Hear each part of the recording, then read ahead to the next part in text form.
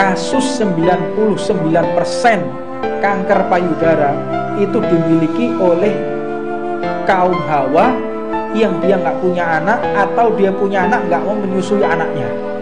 Dan Anda jangan membodohi umat Islam, jangan mempermainkan umatnya Nabi Muhammad. Ini hak kita untuk berbicara, ini hak saya sebagai guru ngaji. قد كفاني علم ربي من سؤالي واختياري. Bang, orang yang mengatasnamakan syariat, bang syariat ini seperti ini tidak boleh.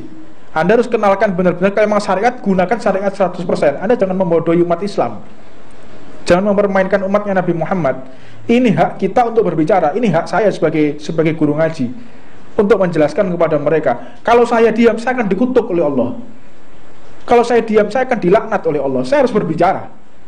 Ini benar-benar harus dipahami oleh semua orang. Jangan diam, wah nanti jangan nyinggung orang loh. Ini Anda harus benar.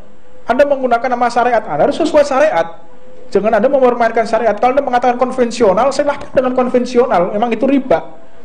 Itu riba, silahkan. Tapi sudah mengatakan ini adalah syariat, ini adalah syariat Islam, Anda salah. Anda bukan syariat, Anda khianat, Anda membohongi umat.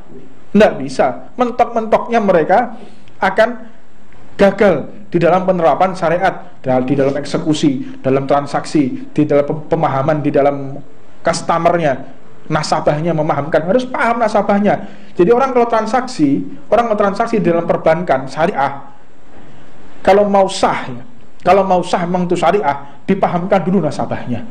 Ketika nasabah itu dipahamkan, harus tahu uang itu digunakan untuk apa, cara memutar uangnya itu untuk apa, harus tahu. Oh, berarti ada tinjauan usaha. Ada tinjauan usaha ini nanti tidak tahu, nanti ada yang mau, lah ya apa? Nanti gampang kita main saham. Lah sahamnya apa gak riba ini? Apa gak dosa saham deposit? Apa nggak dosa? Kita nanti pinjamkan ke orang, nanti orang bayar sekian, segala macam, diputar-putar sendiri. Nah ini merupakan menjadi keharaman. Jadi kalau syariah-syariah yang ada di sini merupakan tidak bisa 100% menghalalkan sesuai yang disyariatkan oleh Allah Subhanahu Wa Taala. Jadi itu di dalam satu hukum kita harus benar-benar memahami tentang masalah syariat, jangan main-main di dalam syariatnya Allah Subhanahu Wa Taala. Ini ada beberapa pertanyaan yang harus dijawab.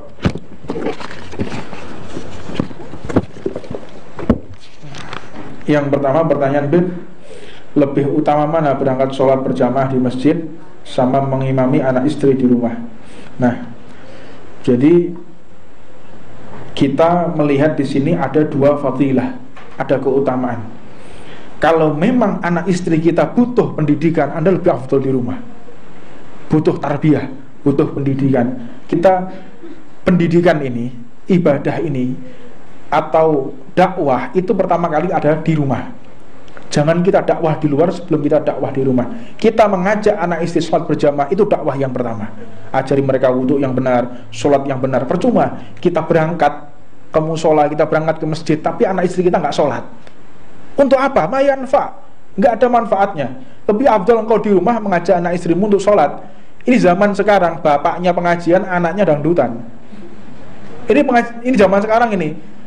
Bapaknya ikut pengajian, anaknya biliatan. Kadang anaknya di tempat-tempat maksiat, bapaknya baca zikir, tahajud, anaknya di tempat-tempat maksiat, di tempat-tempat karaokean, anaknya faliyadzubillah min dalik. Ya ini kalau kita mau jabarkan lebih afdol kita mengajak anak istri kita dan memantau anak istri kita. Orang tuanya tahajud, lebih afdol mana? Orang tuanya tahajud atau membiarkan anak istrinya keluar rumah malam-malam gak jelas kemana? Engkau akan dituntut oleh Allah Subhanahu Wa Taala. Banyak orang tua itu masuk neraka sebab anaknya, dan banyak orang tua itu tertolong masuk ke dalam surga sebab anaknya. Apa yang dimaksud di sini? Nanti di akhirat kalian akan menyaksikan, kata Nabi Muhammad, orang tua yang digelandang oleh anaknya yang asalnya di surga masuk ke dalam neraka. Ketika anaknya masuk ke dalam neraka, orang tuanya ke surga, anaknya menuntut, ya Allah, aku minta keadilanmu. Semasa di dunia aku gak pernah diperhatikan oleh orang tuaku, aku gak pernah dididik oleh orang tuaku, sholatku gak pernah diperhatikan, auratku pun tidak pernah diperhatikan, maka aku minta keadilanmu ya Allah. maka orang tuanya yang semula menikmati surga diseret oleh anaknya dan masuk ke dalam neraka. Faliyadzubillah min dzalik.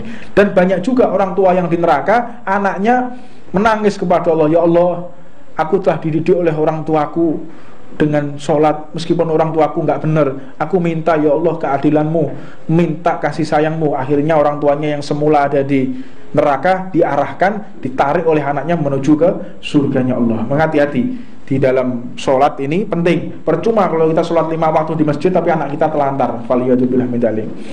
Bagaimana hukum seorang ibu yang tidak memberikan hak ASI kepada anaknya, misal mengganti ASI dengan susu formula? Ono tak formula sing iso ngluwahi ASI? Tidak ada. Tak kasih tahu ya. Kita mendidik anak kita yang pertama, mencerdaskan dan menguatkan organnya itu dengan ASI. Tulangnya kuat, otaknya sehat itu dengan ASI. Dan di dalam ASI itu banyak antivirus, banyak daripada energi-energi, dan banyak juga daripada formula yang Allah sediakan untuk masuk ke dalam bayi. Gimana hukumnya? Hadza dolim, dolim kalian. Ada ibu-ibu yang nggak mau nyusui anaknya, takut bodinya elek, ya nyusoni anaknya. Kalian akan mendapatkan hukuman dari Allah, sebab air yang keluar dari susu itu hak daripada anak kita. Dan salah satu penyakit kanker payudara itu kebanyakan orang yang nggak mau menyusui. Kasus 99% kanker payudara itu dimiliki oleh kaum Hawa yang dia nggak punya anak, atau dia punya anak nggak mau menyusui anaknya. Cek saja di media kedokteran sekarang, 99% kanker payudara itu karena daripada orang tuanya nggak mau menyusui anaknya. Faliyadzubillah min dzalik. Sudah, kalau misal mengganti ASI dengan susu formula, kalau memang ASInya nggak keluar, ya sudah, itu minallah, dari Allah, kita nggak mau berbuat apa. Tapi kalau keluar, ditahan supaya nggak mau menyusui anaknya, kalian zalim, dan kalian akan dihukum oleh Allah Subhanahu wa ta'ala. Enggak ada yang lebih hebat daripada ASI. Bahkan dikatakan ASI itu sebaik-baiknya ASI adalah 2 tahun. 2 tahun itu yang paling sempurna. Ini ada pertanyaan lagi, perempuan yang baik itu untuk laki-laki yang baik. Begitu juga dengan sebaliknya. Namun pada realitanya ada seseorang yang soleh namun pasangannya jauh dari kata-kata yang soleh atau bejat. Apakah seorang tersebut salah dalam memilih pasangan ataukah cobaan? Jadi begini, ini seolah-olah ayatnya kok tidak pas ya. Laki-laki yang baik untuk perempuan yang baik. Tapi sekarang prakteknya orang tuanya, istrinya yang soleh, suaminya bejat.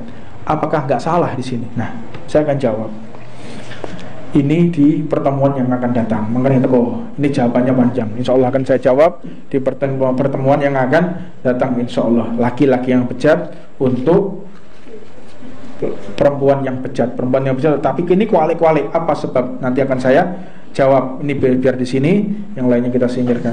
Tak jawab Bu, panjang ini. Jawabannya di sekitar 15 menit. Ada tafsir Qurannya dan ada realita, dan saya sudah membuat riset ini.